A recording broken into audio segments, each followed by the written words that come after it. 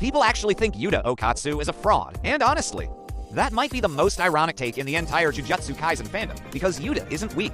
He isn't carried. He isn't overrated.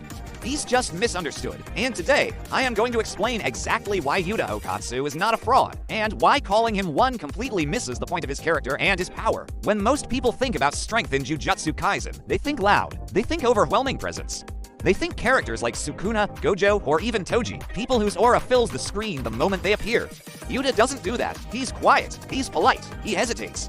And to some fans, that immediately reads as weakness. But in JJK, quiet doesn't mean weak. Sometimes it means control. Yuta's story starts with tragedy. As a child, he watched the person he loved most, Rika Orimoto, die right in front of him. That trauma didn't just scar him emotionally, it shaped his cursed energy. Without even realizing it, Yuta cursed Rika, not because he was evil, but because his grief was so intense, his cursed energy reacted on instinct. That's the first thing people miss. Rika was never the source of Yuta's power, she was the result of it.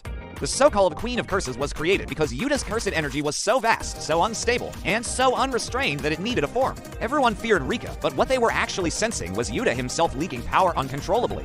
At that point in the story, Yuta had zero training, no understanding of Jujutsu, no control. And yet, his cursed energy was already on a level that made special grade sorcerers uneasy. That alone should tell you something. Then Jujutsu Kaisen 0 happens, and this is where the fraud narrative really starts. Yuta releases Rika's soul at the end of the story, and people assume that means he lost his power. That without Rika, he's nothing. That is completely wrong. What Yuta released was Rika's soul, the human consciousness bound by his curse. The cursed energy never left because it was never hers to begin with. It was always Yuta's. After that moment, Yuta doesn't become weaker, he becomes refined.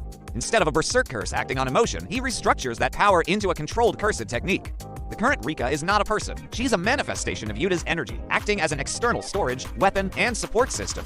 And here's where people really underestimate him. Current Yuta has limits, time limits, conditions, restrictions, and that's not a nerf. It's proof of mastery. He's no longer leaking energy everywhere. He's choosing when and how to use it.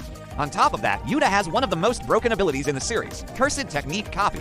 With the right conditions, he can replicate techniques that take other sorcerers a lifetime to master. He has Reverse Cursed Technique advanced enough to heal himself and others. He has Domain Expansion. He has absurd cursed energy reserves. And unlike many characters in JJK, he fights calmly. That calmness is what confuses people. Yuta doesn't rush. He doesn't flex. He doesn't need to dominate the scene to prove a point. He observes, adapts, and ends fights efficiently. That's why characters in the story treat him very differently than fans do. Gojo trusts him, Kenjaku avoids him, Sukuna doesn't dismiss him.